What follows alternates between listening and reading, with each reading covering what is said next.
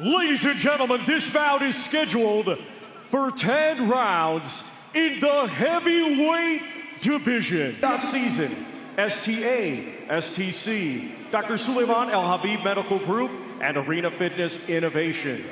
It is sanctioned by the British Boxing Board of Control, Steward in Charge Guy Williamson, Supervisor Dennis Gilmartin. The 3 judges assigned will be Pablo Gonzalez of Spain, Kieran McCann of England, and Bob Williams of England. Our referee in charge, third man in the ring, will be Howard Foster of England.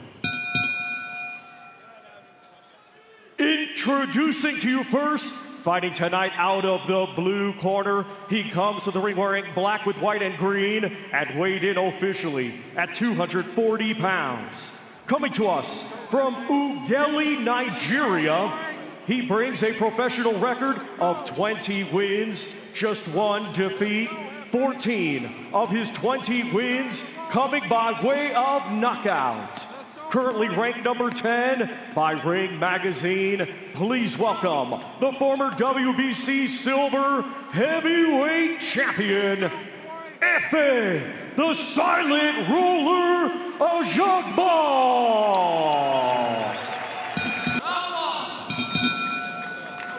Round 1 underway.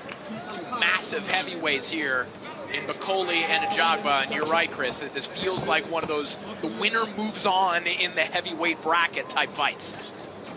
So 2 red flags about Bakole. One is, how did he bounce back from that second round knockout? I know there was only 1 punch, there wasn't a lot of wear and tear, but this is a quick turnaround. The other is the weight, 299 pounds. Martin Bakole tipped the scales at. Now that's less than the 310 he weighed for the last fight, but it's 15 pounds heavier than what he was against Jared Anderson, which was one of the best performances of his career. We're going to see the effects of that last fight once he gets hit by that Ajagba right hand, which is his favorite punch. Big right hand, he stays at a distance, he sets it up behind a patient jab. That's how we're going to find out where Bakole's at in this stage of his career. You know, Sergio, both these guys are uppercutters. They both are into throwing that uppercut. Ajagba will throw it with both hands. Bakole likes that rear uppercut. They love throwing that punch. Head moving. Don't uppercut with an uppercut.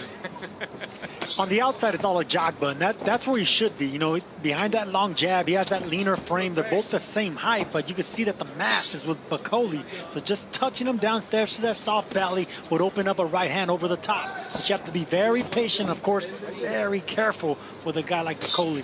Yeah, and of course, that's the formula, Chris, that Michael Hunter used to defeat Martin Bakole years ago, and Bakole's promoter, Ben Shalom, has talked about maybe orchestrating that rematch if Bakole can get the victory here tonight. I get the sense that Bakole wants that rematch, take the blemish off his resume. I'm not so sure Ben Shalom wants that. He may have eyes for bigger and better things for Martin Bakole.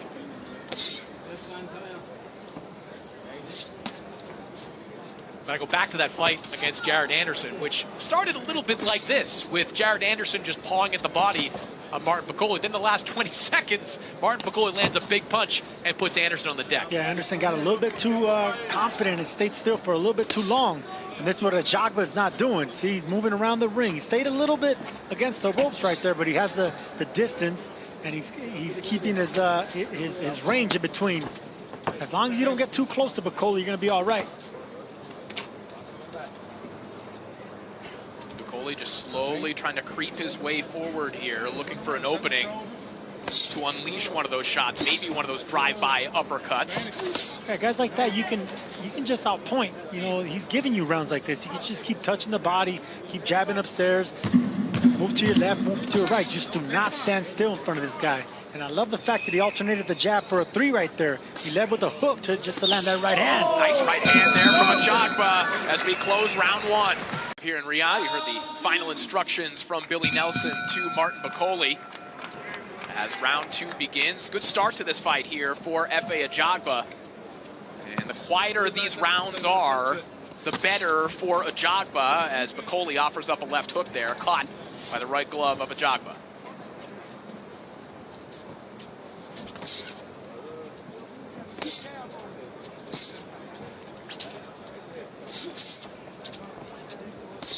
Ajagba opening up a little bit here. There's a good right hand that landed right at the end of round 2. And Chris, as you pointed out, this isn't an unfamiliar pattern for Bakole fights where there's kind of a lull, it's very quiet, and then before you know it, there's a very large man shaking his hips in the middle of the ring because he just scored a knockout victory. Yeah, it looked like Yard Anderson first round on his way to an easy 10-9 round. And Martin Bakole landed one of those kind of clubbing shots to change the fight. He is one punch away from changing the dynamic.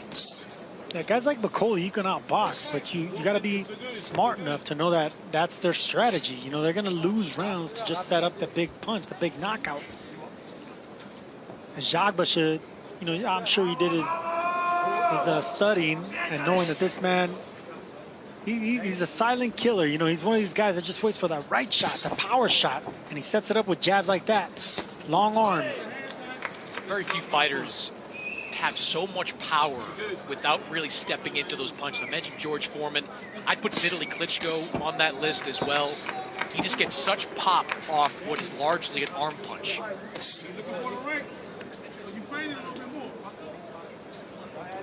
Ajagba corner asking for a few more feints here as Bakole picking up his activity here in the second round, at least relative to what he was doing in round 1.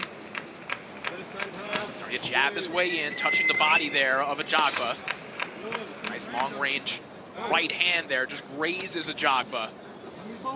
It's funny, Corey, that we're looking at Ajagba as the boxer in this fight. Since Ajagba came up as a heavy-handed guy, scary guy with power in both hands.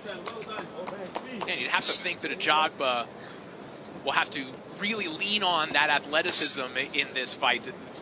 If this fight is at distance, it's good news for Ajagba. And if that is what he needs, it's good news for Ajagba because his former strength and conditioning coach, who he's working with in Houston, Danny Arnold, who also trained Jadeveon Clowney, said that Ajagba compared favorably in athleticism to an NFL defensive back.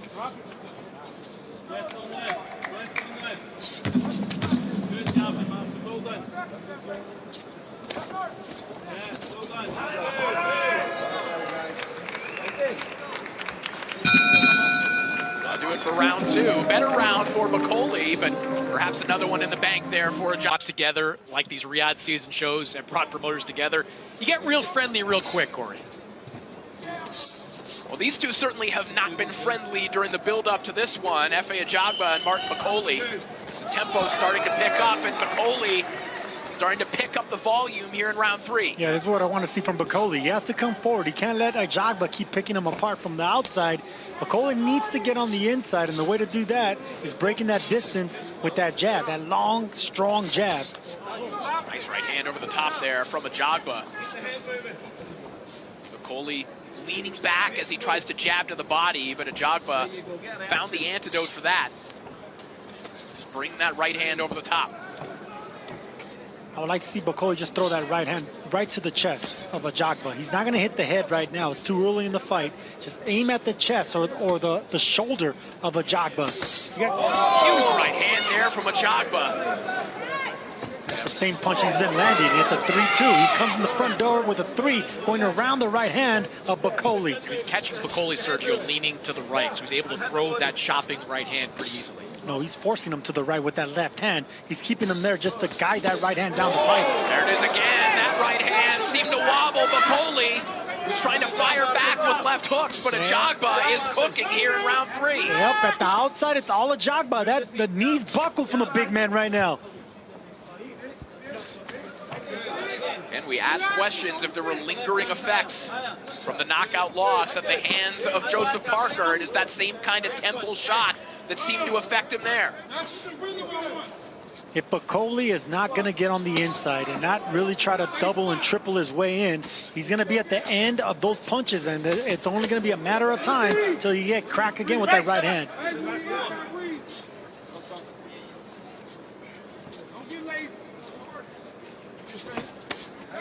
Pull counter right hand there from Ajagba, who's corner right now, telling him don't get lazy. In other words, keep up the activity.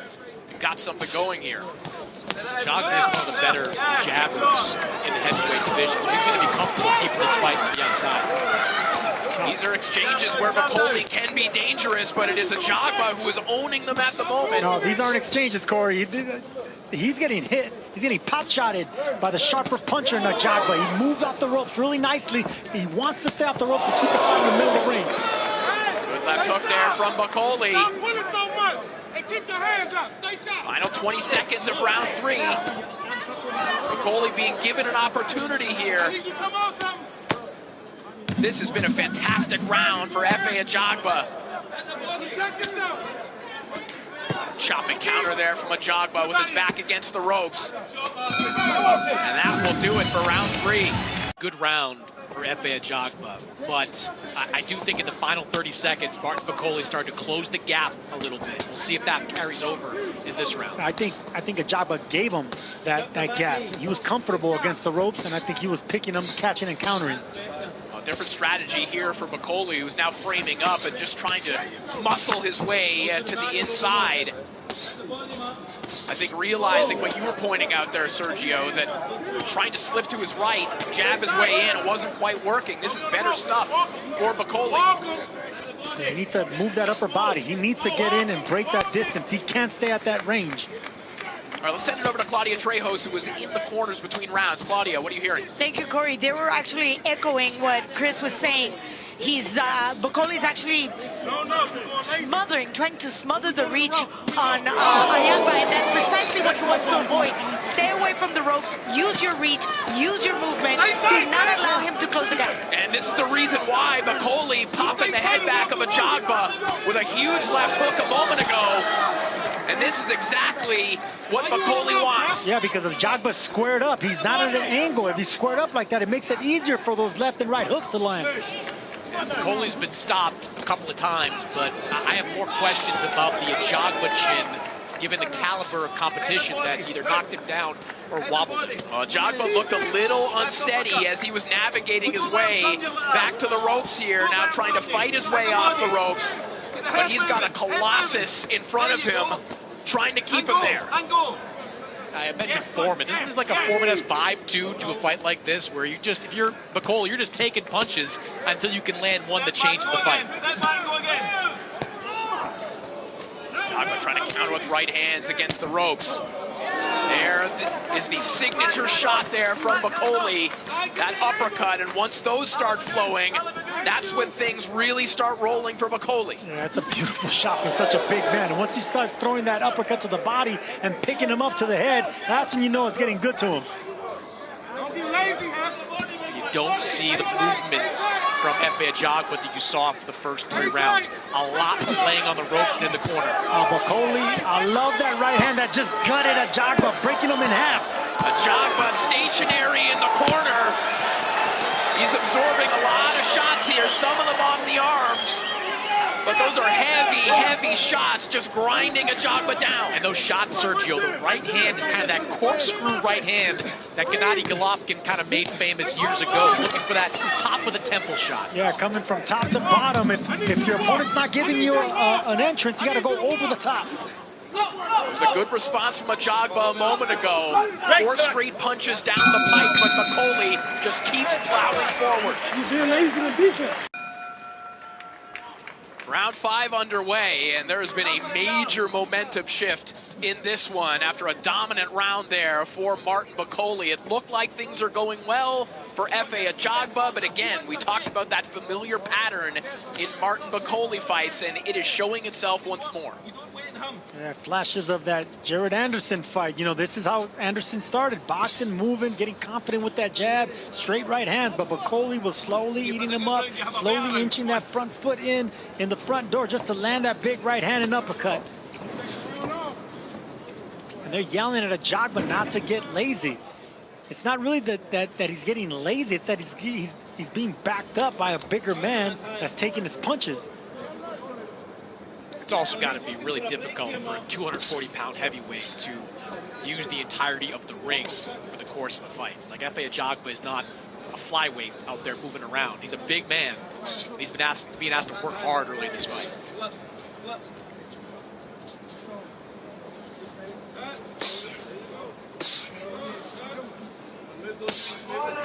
Bakole just parking himself there against the ropes.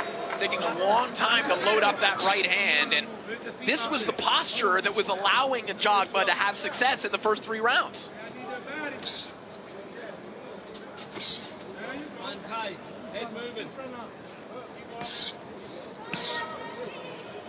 Bakole corner asking him for head movements. Showing that right now, but it's only Ajagba offering up jabs at the moment.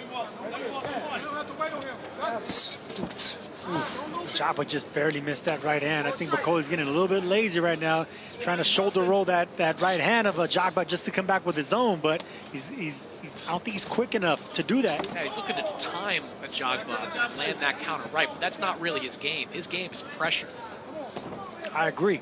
And this is where Ajagba should take advantage of that. Just double and triple your way in, and then get to the side of Bakole and start ripping those left uppercuts. Double, triple up the left uppercuts when you're on the side of him, on the left side of Bakole. It's also a curious decision to try to take the round off in a fight that you had a good performance in the 4th round, but you're probably losing it. Yeah, especially after a round, Chris, where it looked like the snowball was turning into an avalanche a little bit. There was a scary moment for Ajagba, who just produced one there for Bakole with a beautiful pull counter right hand. the big man bounced off the ropes to try to land a right hand, and it was Ajagba that rolled with it and got a bigger right hand. Whose idea was to change game plans like that 5th round, but it was a bad one. Yeah, momentum shifted right back to Efe Ajagba.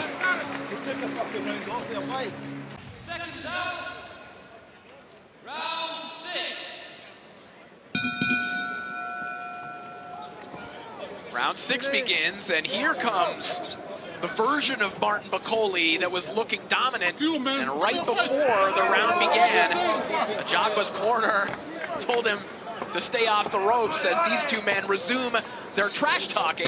And Chris Bendix, let's take a look at your scorecard. Yeah, 4 rounds to 1 in favor of Efe Ajagba. First 3 were competitive, but pretty clean wins for Ajagba. Thought the 4th round was obviously Martin Bakole landed his best shots of the night. Then there was that perplexing last round where Martin Bakole decided to lean against the ropes and maybe give himself a bit of a break. But Efe Ajagba 49-46 on my scorecard. Right hand to the body there from Ajagba. And Bakole getting frustrated, saying, come on, man, stop and fight. But no, Ajagba shouldn't do that. He should do exactly what he's doing, bouncing on his feet, moving laterally, using the entire ring, and keep popping that jab. That's how you win this fight. That's how you beat this big man. Beat him on your terms, not his. See Bakole staying in the middle of the ring. He wants Ajagba to come to him. Ajagba shouldn't give him that. Bakole attempting here, Sergio, what is a part of his game, kind of that psychological warfare. You know, he tries to intimidate opponents, and it works as he walks through your shots. That has happened to opponents of his in the past. It's imperative on Ajagba to stay disciplined. Yeah, it's a lazy strategy by Martin Bakole, you know, but sometimes fighters fall for that. I don't think Efe Ajagba is one of those guys. Efe Ajagba, very good fighter, got a good corner too. Kei Karoma in the corner of Efe Ajagba, working with him for the last few fights. Very smart guy. And the advice we've been hearing coming from the corner of Ajagba is spot on. Stay off the ropes, keep moving, don't engage with this guy. Yep, and you got to keep reminding them that, because sometimes, you know, it feels like you're winning really easily, and it just takes one shot, just like that just bloodied his nose right now. And just a stiff jab from Bakole, immediately producing some blood from the nose of Efe Ajagba. You saw him wipe it away. 45 seconds remaining here in round 6. Right there. Look at your way. You right there. Shoot it. Here we go. Ajagba's corner asking him to throw a 1-2 downstairs. That's actually a pretty awkward punch to throw. To throw a 1-2 downstairs. I never heard of that. Because if you're the taller man, that once you throw that right hand, you're going to be vulnerable to something punching down. I don't like that advice. I like the jab or a single right hand, but a 1-2 to the body, I think that's bad advice to a tall fighter. Nice right hand there by Bakole. Good shot over the top there. Another good round in the bank. Round 7. Round 7 underway, and Martin Bakole had to be held back before the start of the round. We'll see if he keeps this pressure up. We've seen one round of this from him, Chris, but otherwise, this has been an easy fight, I think, to score for Ajagba. Yeah, bizarre strategies over these last few rounds from Martin Bakole. This round started off the way it should. Martin Bakole applying the pressure and trying to get Ajagba back up against the ropes. That's what was effective for him in the 4th round. But in between, it's been sort of a strange night for Martin Bakole. Nice right hand that connected from Ajagba a moment ago. There's another one. Sergio, when he can throw that on the move, it's a punch that seems to be impacting Bakole. Yeah, and he's doing it moving backwards, and it's kind of like an anchor punch with that right hand. He keeps moving back, but you need to have athleticism to do that, and of course Ajagba has that. I think now there's an opening for a left hook for Ajagba, because every time that he feints at Bakole or pretends to throw a jab, you can see Bakole pawing at it. You don't paw at jabs like that, because then someone could come around, fake the jab, and come around with the left hook. I think that's an opening right now. You know, I mentioned the way that Martin Bakole coming in, and that to me was as big a red flag as the quick turnaround. If you portend to have a good camp, full camp, and you still come in at 299 pounds, I understand he has been close to that weight in the past. I think Carlos Takam, he was right around that weight, but at his best, last year, when he fought Jared Anderson, he was 284. That was a guy that was in great shape. This is not a guy that looks in the best of shape. Which again would be puzzling if that were to be the case. Bakole has been out here in Riyadh for weeks, training at the Mike Tyson gym, as we've referenced other fighters have been. Head moving.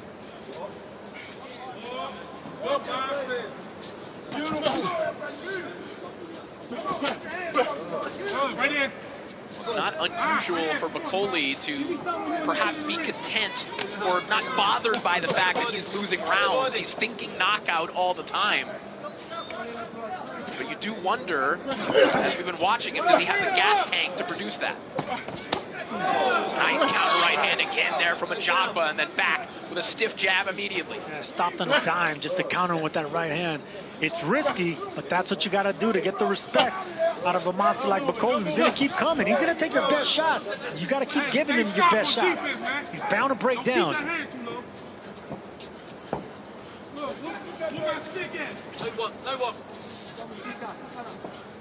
The only way I could see Ajagba losing this fight is if he loses focus or gets lazy, like they've been telling him in the corner. Other than that, this is easy work for Efe Ajagba right now. Just keeping his range, bouncing on the toes, and popping that jab.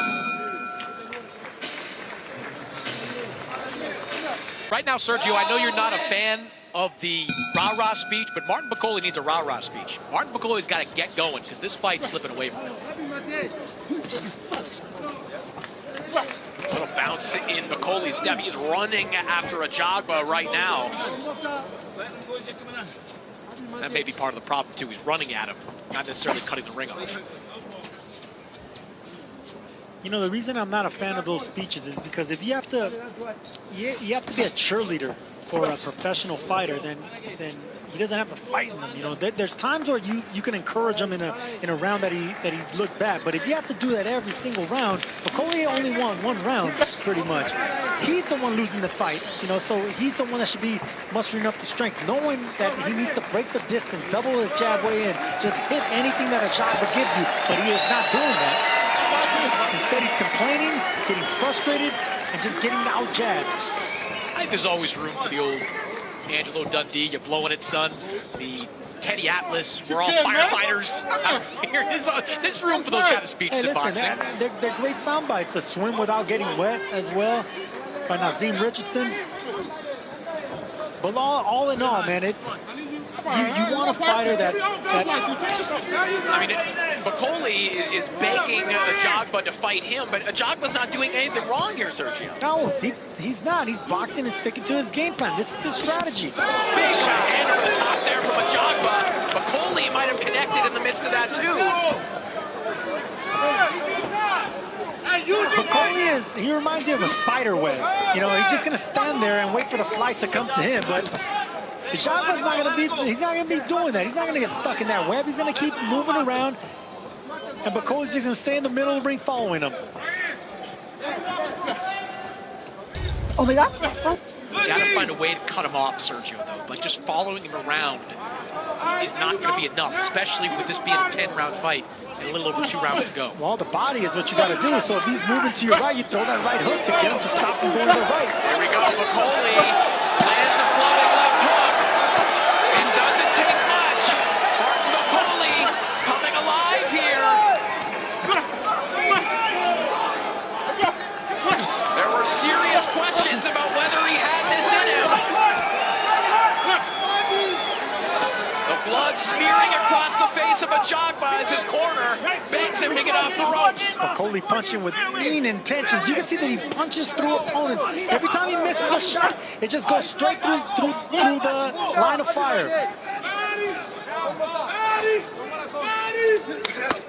Good body work there from Ajagba. That's what I want to see Bakole do with both hands. Bakole is an excellent body puncher. Start digging away at the body, taking away the leg. Big right hand there from Bakole. Scary.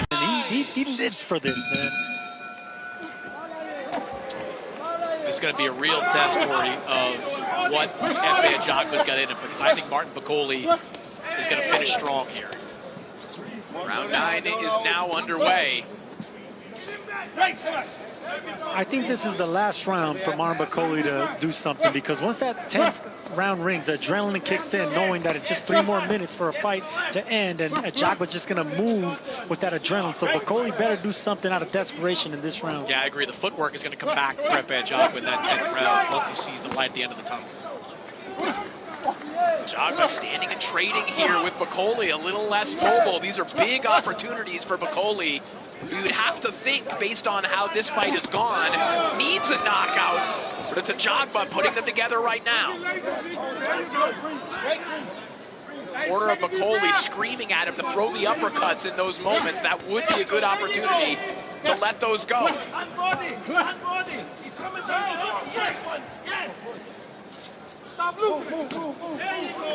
Neat right hand there from Bakole. And these are shots that he doesn't need a big windup. He just needs to touch you to produce an adverse reaction. Ajagba just with the short punches inside, Bakole with the wide ones, and of course it's always the short ones that count.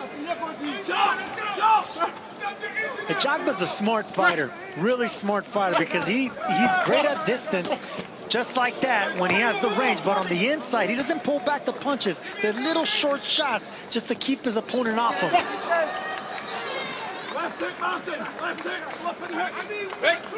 See, right here, Ajagba, the only thing I would like to do is, whenever you're in a clinch, walk the big man back. Not only do big men hate being walked backwards, but Bakole doesn't have the legs anymore.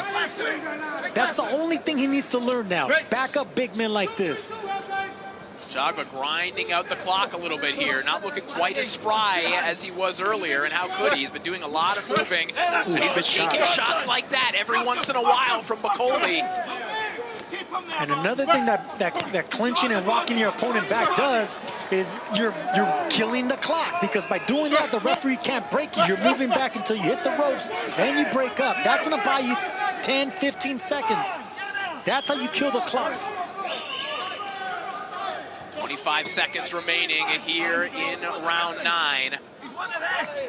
Silent roller, Efe Ajagba looking to be a clock killer. Beautiful.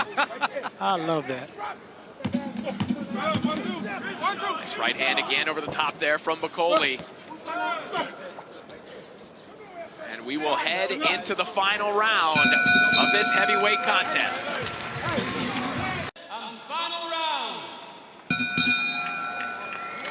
10th and final round of a fight that we did not think would go this long. And now you would have to think that Efe Ajagba just needs to stay on his feet, but he's going to have a 300-pound monster rolling after him here for 3 minutes. Not even stay on his feet, just stay at range. You know, keep popping the jabs, stay at range, and you're fine. Yeah, and I've got an 87-84 in favor of Efe Ajagba. Good run over the last 2 rounds by Martin Bakole to close the gap. The first half of this fight was largely dominated by Efe Ajagba. So 87-84. And I agree with you, Corey. Martin Bakole needs something big to win this fight. Now, if you're looking for historical hope here for Bakole, obviously you look back to his own knockout power, but Chris, we saw Ajagba get hurt late by Guido Vianello recently as well, so there are questions perhaps about the endurance of Ajagba and whether he can be vulnerable in these moments. Yeah, knocked down 2 in the 7th round by Frank Sanchez in their fight, so he is vulnerable. He does have a tendency to keep that chin up in the air. So far, he's fought a very disciplined fight. I mean, Martin Bakole has been daring him to stay in the center of the ring. Why would he do that? Ladies and Why would that make any sense? Great shot. Wicked counter there from Ajagba, but look at Bakole, back with a 2-punch combination. Keep moving, keep moving.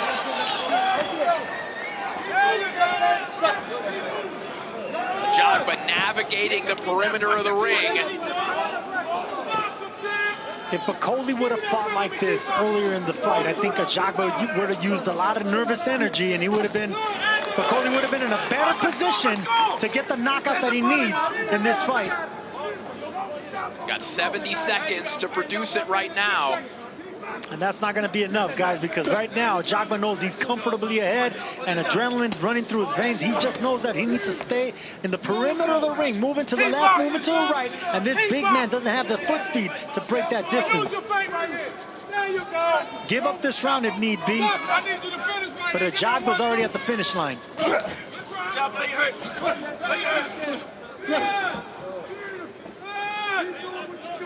When you get the feeling too, Sergio, that Bakole, all these times he stood in the center of the ring, talking to Ajagba, telling him, hey, let's fight. It's almost like he's telling himself this story already. Hey, this guy ran away. He didn't come to fight. That's why I lost. That's nonsense. That's fooling yourself. That's lying to yourself. You need to break that distance with jabs. You need to break it with foot speed. This is a flat-footed monster. He's only a beast if you come to him and stay in the same place.